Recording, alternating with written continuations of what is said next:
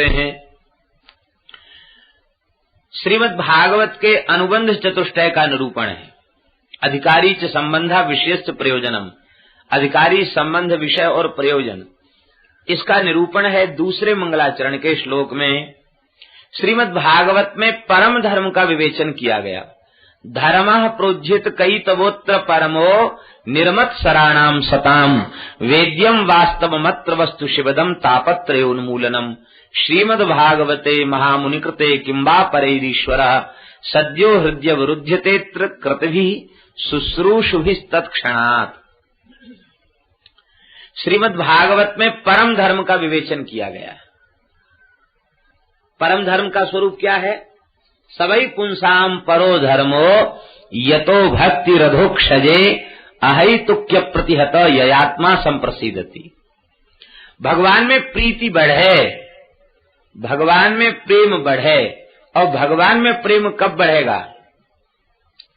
जितनी जितनी संसार के प्रति, भोगों के प्रति अनासक्ति होती चली जाएगी, उतनी अधिक भगवान में आसक्ति बढ़ती चली जाएगी।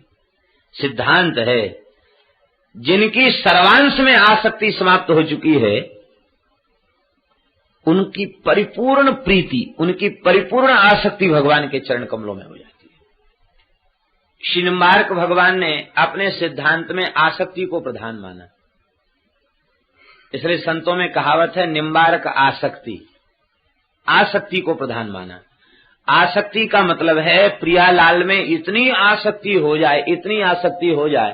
और ये आसक्ति तब होगी जब जगत से, भोगों से अनासक्ति होगी, तब इधर आसक्ति होगी। भगवान में प्रीति बढ़ जाए, भगवान में अपनापन हो जाए, भगवान में आसक्ति हो जाए, उसी का नाम है परम धर्म। और वह परम धर्म कैसा? प्रोज्झित कैतवोत्र परमो धर्मः निरूपिता अत्र अस्मिन् प्रकृत ग्रंथे प्रकर्षेण उज्झितः कैतवः कपट लक्षणो धर्मः। कपट लक्षण वाला धर्म जहां नहीं है, ऐसा परम धर्म का विवेचन भागवत में हुआ है। बहुत ध्यान से श्रवण करेंगे। धर्म में भी कोई कपट होता है क्या? व्यास जी कह रहे हैं, कपट रहित परम धर्म का विवेचन भागवत में, सर्वथा निष्कपट परम धर्म का विवेचन भागवत में हुआ है। धर्म का कपट क्या है? धर्म की महिमा और धर्म का अंतिम फल यही है, उससे भगवान की प्राप्ति होती है। निष्काम भाव से धर्म का आचरण करने से भगवान की प्राप्ति होती है। और स्वे स्वे कर्मण्यभिरतः संसिद्धिं लभते नरः, अपने अपने वर्ण और आश्रम के धर्म में व्यवस्थित रूप से जो निर्वाह करते हैं, उन्हें संसिद्धि प्राप्त हो जाती है, भगवान की अतिशय सरलता पूर्वक प्राप्ति हो जाती है। लेकिन जब धर्म का आचरण निष्काम भाव से नहीं होता है, धर्म का आचरण जब हम करते हैं, लेकिन धर्म का फल अविद्या की निवृत्ति, संसार चक्र से छुटकारा, भगवान के चरण कमलों की प्राप्ति, जब धर्म का फल नहीं होता, धर्म का फल जब लौकिक पारलौकिक भोगों की प्राप्ति तक सीमित हो जाता है, तो वह धर्म कपट युक्त हो जाता है। यही धर्म का कपट है। धर्म का फल है ठाकुर जी की प्राप्ति हो, ठाकुर जी तो मिले नहीं, अब बस इधर उधर अटक के भटक के रह गए।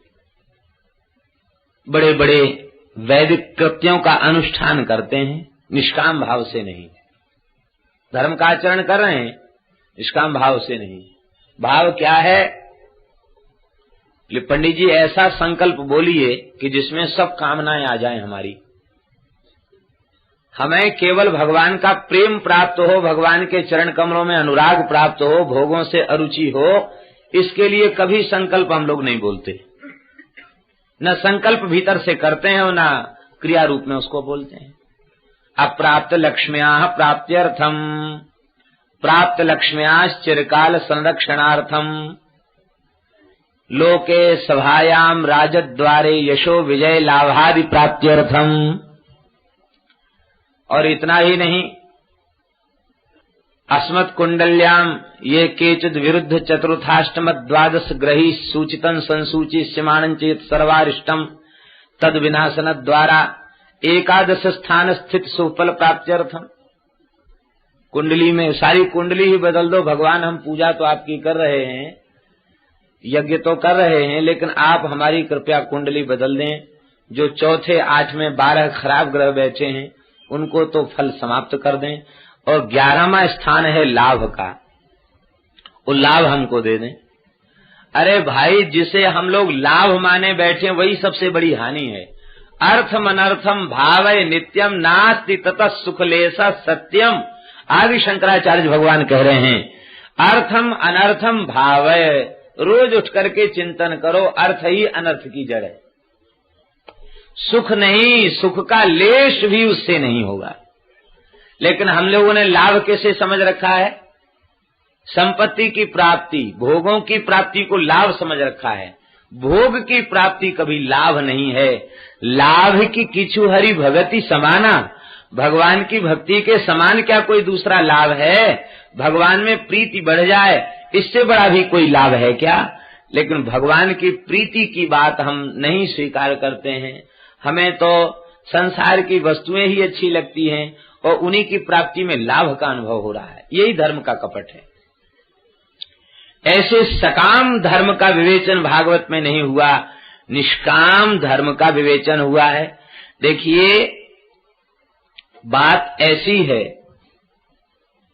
निष्काम होने पर भी जो वस्तु आपके प्रारब्ध के अधीन प्राप्त होना निश्चित है, वह वस्तु अवश्य ही प्राप्त होगी। और उस वस्तु की प्राप्ति होने पर भी चित्त अशुद्ध नहीं होगा, चित्त शुद्ध बना रहेगा। ये निष्काम भाव की ये महिमा है। और कामना करने पर, इच्छा करने पर भी वही वस्तु प्राप्त होगी जो आपके प्रारब्ध के अधीन होकर मिलना निश्चित है, वही वस्तु प्राप्त होगी। लेकिन वस्तु की प्राप्ति भले ही विलंब से हो, चित्त अशुद्ध पहले हो जाएगा। कामना आई नहीं कि चित्त अशुद्ध हो गया। और जब चित्त अशुद्ध हो जाएगा तो अशुद्ध चित्त वाले व्यक्ति को जब कोई वस्तु आसक्ति पूर्वक उस वस्तु को चाहेगा, वो मिलेगी, उस वस्तु के प्रति ममता, लोलुपता, अतृष्णा आदि सारे अविद्या के परिवार के दोष एक साथ धावा बोल देंगे, जीव की दुर्दशा हो जाएगी। इसलिए बुद्धिमानी इसी में है कि निष्काम भाव को स्वीकार कर ले। जिसे कुछ पाना है, जिसे कुछ संसार की वस्तु चाहिए, वो अशांत रहेगा। जिसे कुछ नहीं चाहिए वो सर्वदा शांत रहेगा। बात थोड़ी सी खरी है, लेकिन सही बात यही है, भगवान अपनी ओर से कृपा करके जो परमार्थ करा लेवें, वह कामना भगवान की ओर से जो कामना हो वो से करे। अपनी ओर से की गई परमार्थ की कामना भी भगवत प्राप्ति में बाधक है, भगवान से विमुख कराने वाली है। बिना संकल्प के, बिना याचना के, बिना कामना के जो वस्तु आपके निकट आ जाए, उससे ठाकुर जी की सेवा करें, संत की सेवा करें, गौ की सेवा करें, अतिथि का सत्कार करें, पिता माता की सेवा करें और दीन दुखी दरिद्रों की सेवा करें, यहाँ तक तो ठीक है। लेकिन यदि यह कामना चित्त में की गई तो भी भगवत प्राप्ति से वंचित हो जाएगा। इसलिए कोई ऐसा संकल्प, कोई ऐसी बड़ी योजना भजन में लगे हुए साधकों को नहीं करनी चाहिए जिसके कारण वे परमार्थ के सर्वोत्तम लाभ से वंचित हो जाएं। भगवान सहज जो करा लेवे उसे स्वीकार कर ले, अपनी ओर से कोई संकल्प न करे। ऐसे परम धर्म का विवेचन भागवत में हुआ है जहां कामना की गंध नहीं है। आप लोग कहेंगे कि यह अर्थ तो उज्जित कैतव शब्द से भी प्रकट था, प्रा उपसर्ग क्यों लगाया? तो श्रीधर स्वामी कह रहे हैं इसकी टीका में, प्रा उपसर्गे नात्र मोक्षाभिसंधिरपि निरस्ता। प्रा उपसर्ग लगाकर मोक्ष की अभिसंधि को भी निरस्त कर दिया गया। इसका तात्पर्य है लौकिक पारलौकिक भोगों की कामना तो नहीं ही हो, नहीं ही है भागवत में। मोक्ष तक की कामना से शून्य धर्म का विवेचन भागवत में। मोक्ष की भी कामना जहां नहीं है, मोक्ष तक की कामना। इसका तात्पर्य है कि इनकी स्पृहा का त्याग, केवल भगवत प्रेम को अंगीकार करना, भगवत प्रेम को, और भगवान के प्रेम की प्राप्ति वस्तुता होती उन्हीं को है। सर्वथा निष्काम भाव से धर्म का आचरण करते हुए भगवान के चरणों में संपूर्ण समर्पण कर देते हैं, उन्हें भगवान के प्रेम की प्राप्ति होती है। भरत जी महाराज क्या कह रहे हैं? अर्थ न धर्म न काम रुचि, गति न चहो निर्वाण, जन्म जन्म रति राम पद, यह वरदान नान। जब ये बात भीतर से आ जाए, अर्थ न धर्म न काम रुचि, गति न चहो निर्वाण, तो जन्म जन्म रति राम पद, यह वरदान। विशुद्ध भगवद रति का, भगवत प्रेम का निरूपण श्रीमद् भागवत में हुआ है। धर्म प्रोज्झित कैतवोत्र परमा, ऐसे परम धर्म का निरूपण हुआ है। और विशुद्ध अंतःकरण वाले जो महापुरुष हैं, विशुद्ध अंतःकरण वाले कौन हैं? जो सर्वथा निष्काम हैं। सर्वथा निष्काम विशुद्ध अंतःकरण वाले जो सत्पुरुष हैं, उनके द्वारा वेद्य जो तत्व है, उस तत्व का निरूपण हुआ है। वेद्यम वास्तव मत्र वस्तु शिवदम तापत्रयोन्मूलनम, इस तत्व का निरूपण हुआ है, जिस तत्व के बोध से ही त्रिविध ताप का सर्वथा उन्मूलन हो जाता है। परम कल्याण जीव का हो जाता है। अब कहते किंबा परैहि, अब अन्य साधनों से प्रयोजन क्या है?